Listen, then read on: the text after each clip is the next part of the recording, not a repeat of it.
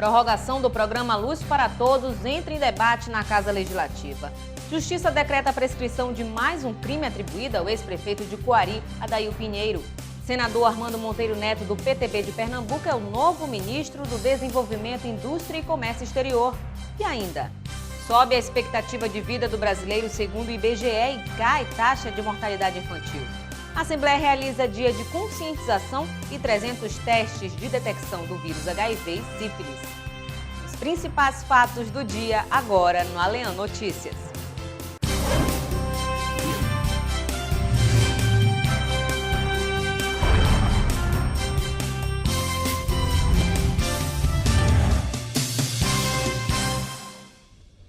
Boa noite. A possível prorrogação do programa Luz para Todos do governo federal no estado do Amazonas foi tema de audiência pública na Assembleia Legislativa. Diversas comunidades da região amazônica ainda sofrem com a falta de energia elétrica 24 horas por dia. A Comissão de Minas, Gás e Energia, presidida pelo deputado Sinésio Campos, foi quem intermediou os debates. Em todos os 62 municípios do Amazonas, existem comunidades que ainda não possuem abastecimento de energia elétrica ininterrupto. A informação foi repassada pelo coordenador do programa Luz para Todos no Amazonas, Robson de Bastos, em audiência pública realizada na Assembleia Legislativa. A pauta da reunião foi a vontade das autoridades do Estado em conseguir a prorrogação do Luz para Todos no Amazonas. Atualmente, mais de 100 mil famílias já são atendidas pelo programa. A meta inicial era 81 mil famílias. Porém, ao longo de 10 anos de existência, o Luz para Todos acabou por descobrir mais comunidades que sofrem com a falta de abastecimento elétrico. Ainda existe um déficit de 60 mil domicílios que precisa ser sanado. Tem muitas comunidades indígenas, muitas comunidades quilombolas, inclusive as que foram criadas recentemente, que ainda não têm acesso à energia 24 horas. Então, o grande desejo da presidenta Dilma, o grande desejo do deputado Sinésio Campos, é que essas comunidades possam vir a ter energia 24 horas para incrementar a produção, para melhorar a qualidade de vida, para proporcionar uma melhoria de saúde dessas populações, certo? Então, todos os 62 municípios ainda têm comunidades que precisam ser atendidas, que são aquelas comunidades que nós chamamos de isoladas.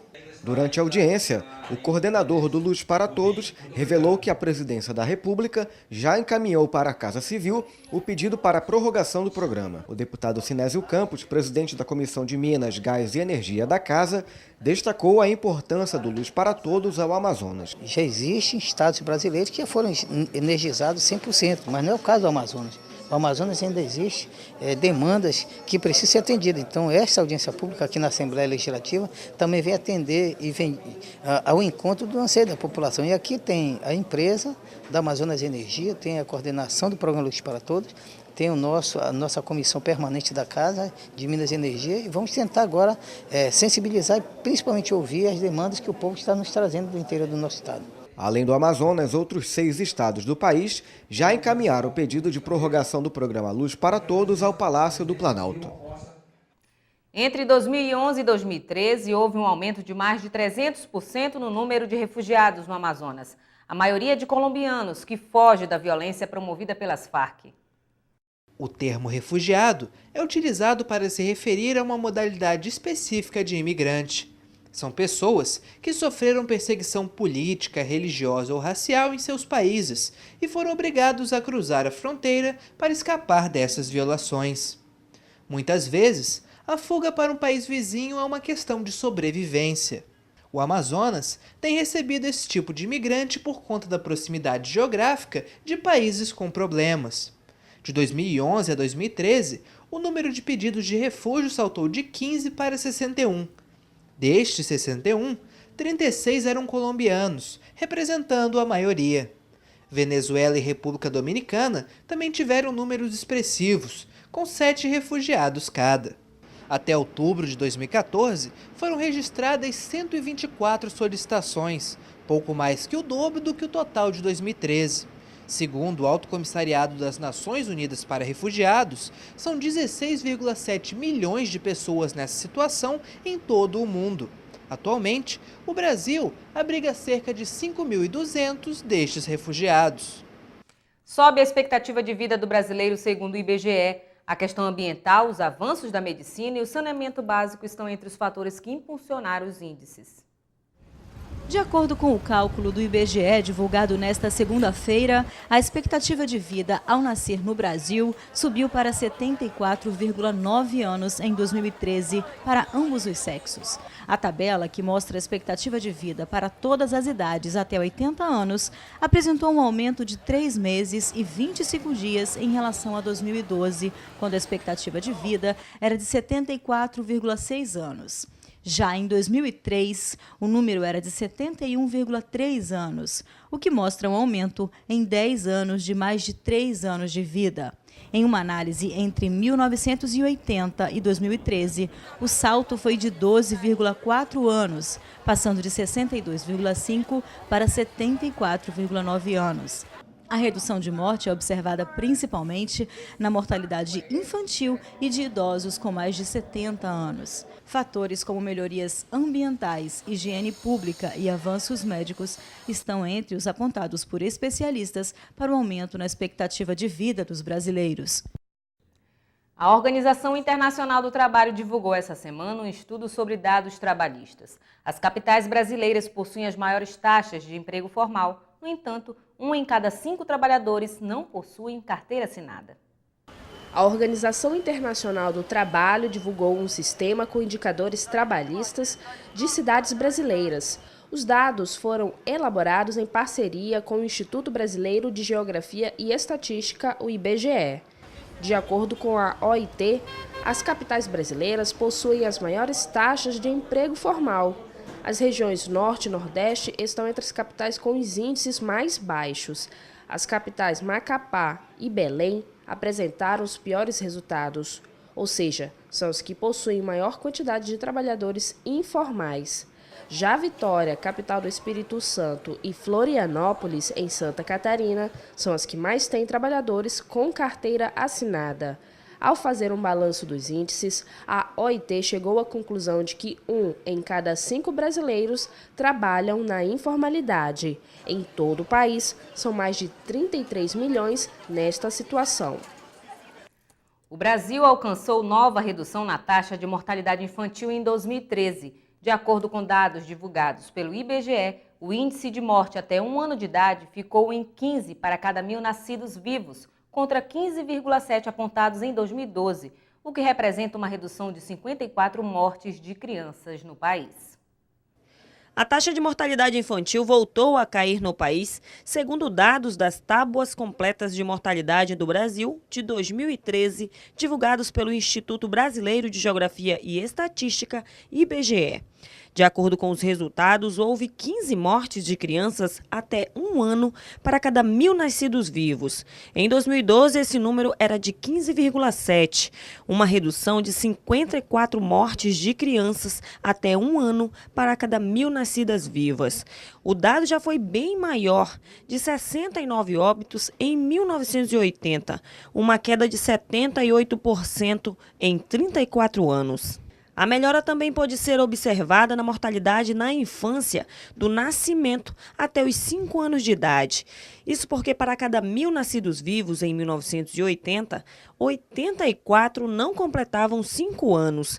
Em 2013, essa taxa atingiu 17 por 1.000, um declínio de 79%. Segundo especialistas do IBGE, entre os motivos dessa redução estão o aumento da cobertura vacinal, o Programa Nacional de Atenção ao Pré-Natal e de Aleitamento Materno e o crescimento do número de estabelecimentos de saúde. Além disso, melhorias nas condições ambientais, como saneamento básico, aumento do grau de escolaridade das mães e renda familiar, também impactaram na redução dessa taxa. Senador Armando Monteiro Neto, do PTB de Pernambuco, é o novo ministro do Desenvolvimento, Indústria e Comércio Exterior, que a Assembleia realiza dia de conscientização e 300 testes do vírus HIV e sífilis. É o que você vai ver no próximo bloco.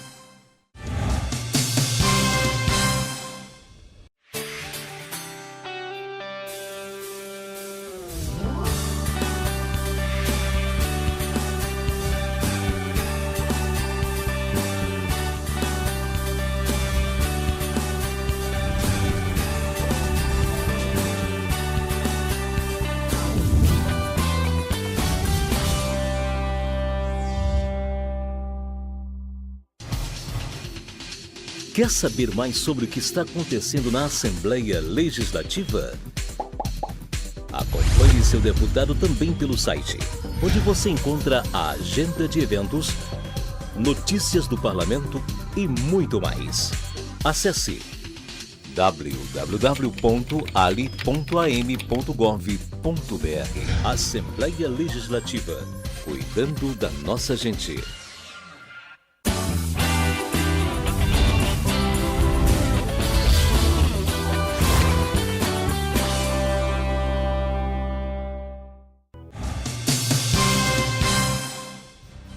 Gastos com campanhas eleitorais ultrapassam os 5 bilhões de reais, de acordo com o TSE.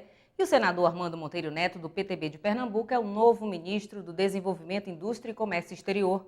Essas e outras notícias no Bancada Parlamentar, com a jornalista Adriana Araújo.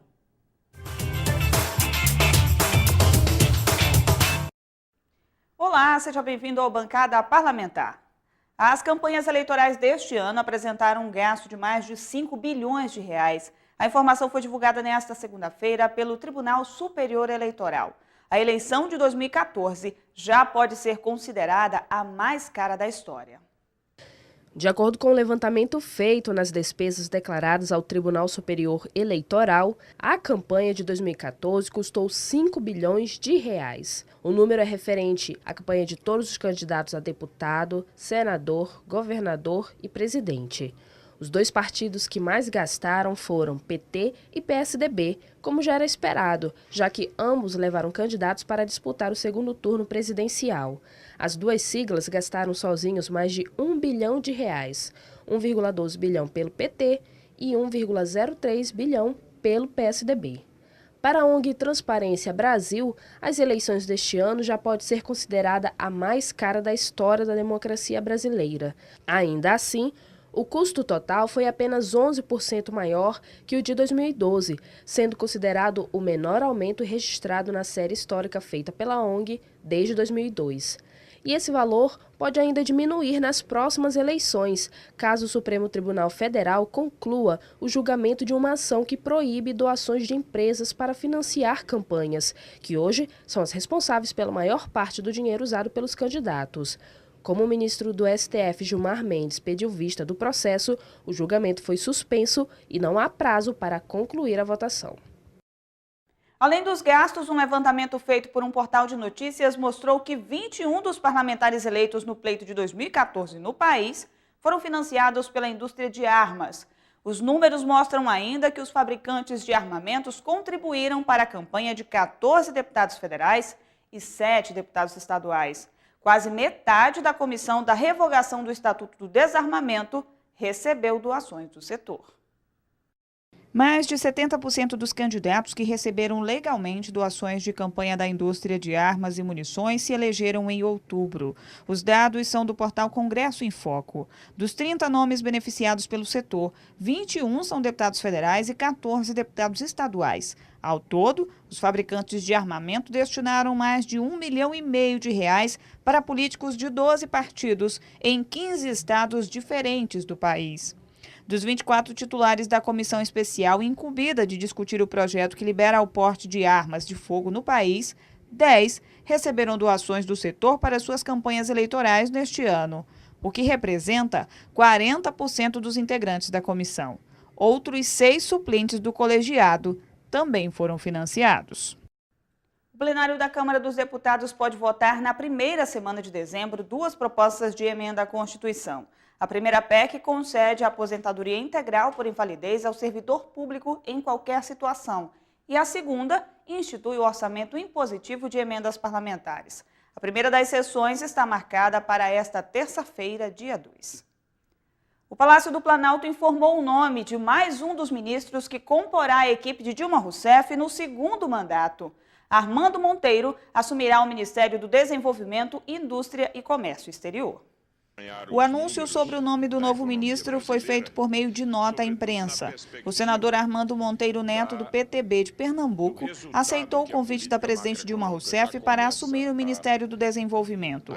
Armando Monteiro é ex-presidente da Confederação Nacional da Indústria e disputou neste ano a eleição para governador de Pernambuco e foi derrotado por Paulo Câmara, do PSB. De acordo com nota divulgada pela Secretaria de Comunicação da Presidência, o atual ministro, Mauro Borges, permanecerá na pasta até que seja concluída a transição com a equipe do novo ministro. Monteiro Neto é o 4º ministro a ser indicado para o 2º mandato de Dilma Rousseff. O Bancada Parlamentar fica por aqui, mas na próxima semana eu volto com mais informações sobre o Congresso Nacional. Até lá! Por ordem do Superior Tribunal de Justiça, os processos de envolvidos na Operação Estocolmo da Polícia Civil estão temporariamente suspensos no Tribunal de Justiça do Amazonas. O relator do processo no Tribunal de Justiça, desembargador Rafael Romano, acatou a orientação de suspensão temporária do processo que envolve os réus da Operação Estocolmo. A decisão foi do ministro Nefi Cordeiro, do Superior Tribunal de Justiça. Cordeiro determinou a suspensão do prazo para a apresentação das alegações escritas até o julgamento do mérito de um habeas corpus, impetrado no STJ pelos réus da operação. A Operação Estocolmo desarticulou uma organização criminosa de exploração sexual de adolescentes. O esquema de exploração sexual infanto-juvenil foi desmontado pela Polícia Civil com o apoio da Polícia Federal e o Exército em 2012, depois de denúncia de familiares de uma das adolescentes aliciadas. Foram expedidos 15 mandados de busca e apreensão nas casas dos supostos clientes, 31 mandados de busca e apreensão de vítimas, entre adolescentes e mulheres adultas, e 8 mandados de prisão preventiva. Mais de 200 policiais participaram da operação. E a Justiça decretou a prescrição de mais um crime atribuído ao ex-prefeito de Coari, Adail Pinheiro. Desta vez, foi o TRE que apresentou demora no julgamento de um processo envolvendo crime eleitoral praticado em 2010. O político continua preso pela condenação de favorecimento à prostituição infantil.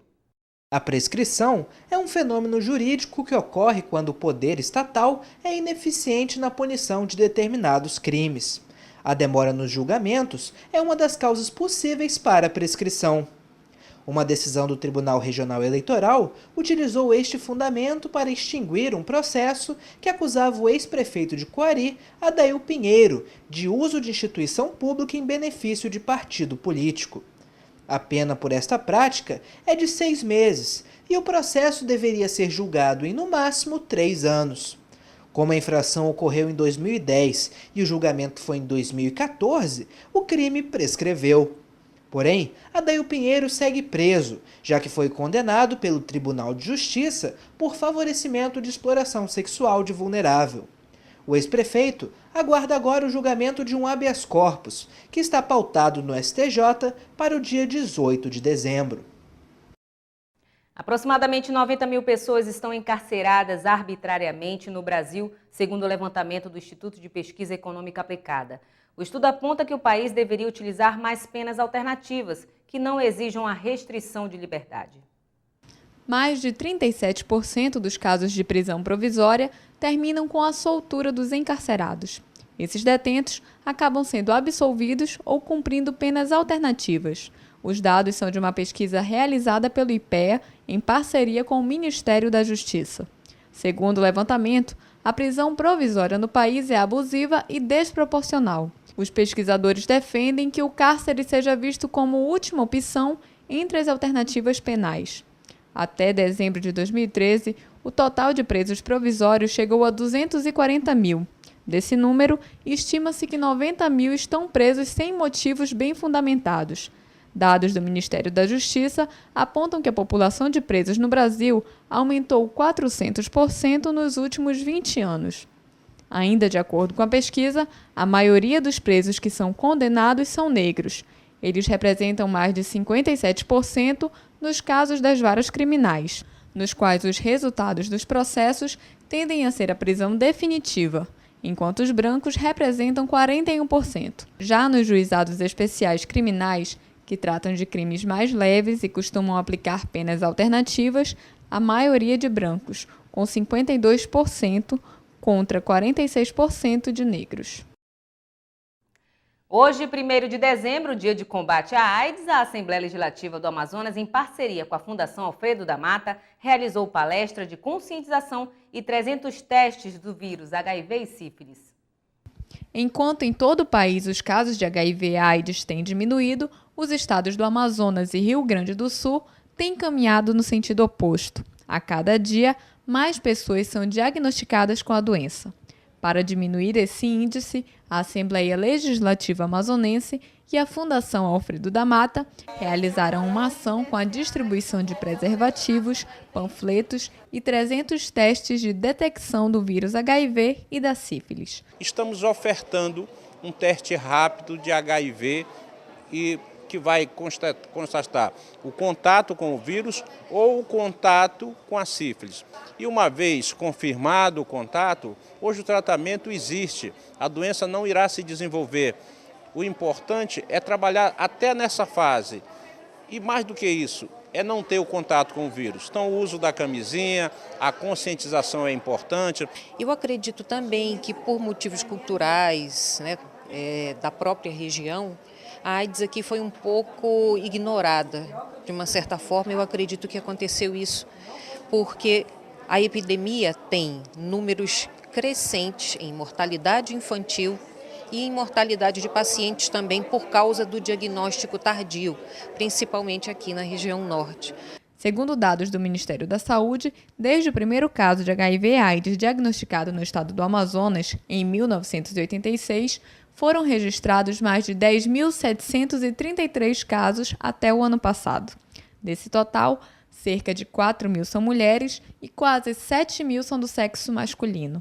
No ranking de taxas de detecção do vírus, o Amazonas ocupa o terceiro lugar entre os estados brasileiros, superando a média nacional.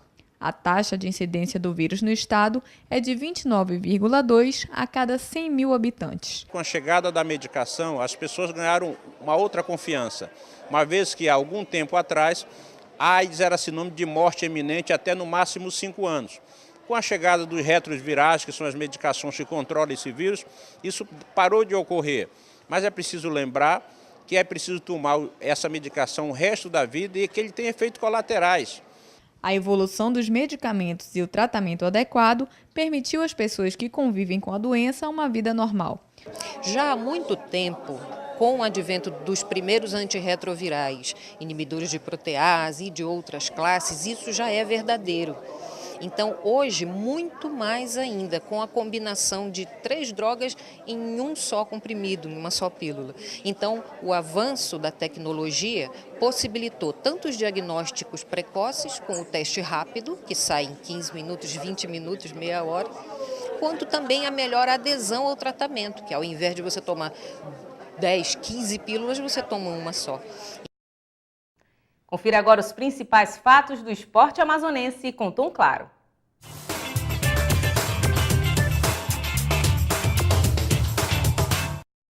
Olá, minha gente, estamos chegando com as primeiras do esporte para você.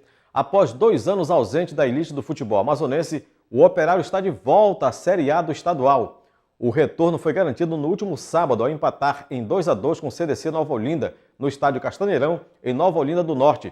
Segundo colocado e com 7 pontos, o Sapão de Manacapuru tinha somente o CDC Nova Olinda, com 4 pontos e na terceira colocação como principal concorrente, já que o Rio Negro lidera o retorno e conquistou o acesso na primeira fase. E o Rio Negro não teve dificuldades para vencer o Lanterna Tarumã por 4-1 em jogo realizado neste domingo no estádio Ismael Benigno, na Colina. Com o resultado, o Galo da Praça da Saudade é o líder da Taça Cidade de Manaus com 9 pontos, 2 a mais do que o Operário.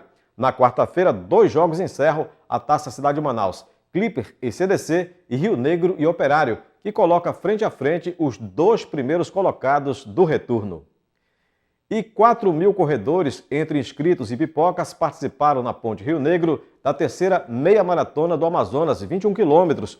O primeiro a cruzar a linha de chegada foi Fabiano Gomes dos Santos, que fez os primeiros 11 quilômetros em 34 minutos e completou o percurso em 1 hora, 10 minutos e 21 segundos. Segundo ele, as subidas ao longo do percurso foram algumas das dificuldades.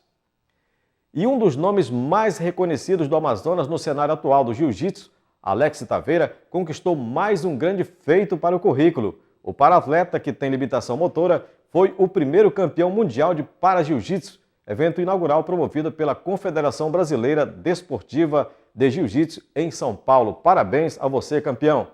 E a gente vai ficando por aqui. Mais esporte no nosso próximo encontro.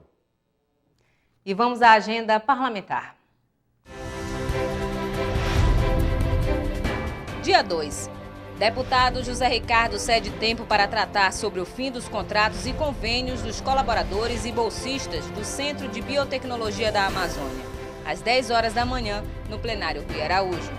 E mais, deputado Sidney Leite cede tempo em atenção à Semana da Arquitetura e Urbanismo, às 11 horas da manhã, no plenário Rui Araújo. No dia 3, deputado Davi Almeida cede tempo para ouvir o Dr. Nelson Frage, diretor-presidente do EMOAN, no plenário Rui Araújo, a partir das 10 horas da manhã. Dia 4, deputado Sidney Leite promove sessão especial de entrega da medalha educacional Inês de Vasconcelos Dias a professores do estado do Amazonas, às 3 da tarde, no plenário Rui Araújo. E veja agora o que foi destaque no Alean Notícias de hoje. Prorrogação do programa Luz para Todos entra em discussão na Casa Legislativa. Senador Armando Monteiro Neto é o novo ministro do Desenvolvimento, Indústria e Comércio Exterior. A Assembleia realiza dia de conscientização e testes do vírus HIV e sífilis. E nós ficamos por aqui. Mais informações sobre a atuação parlamentar, acesse o site ali.am.gov.br. Uma ótima noite para você e até amanhã.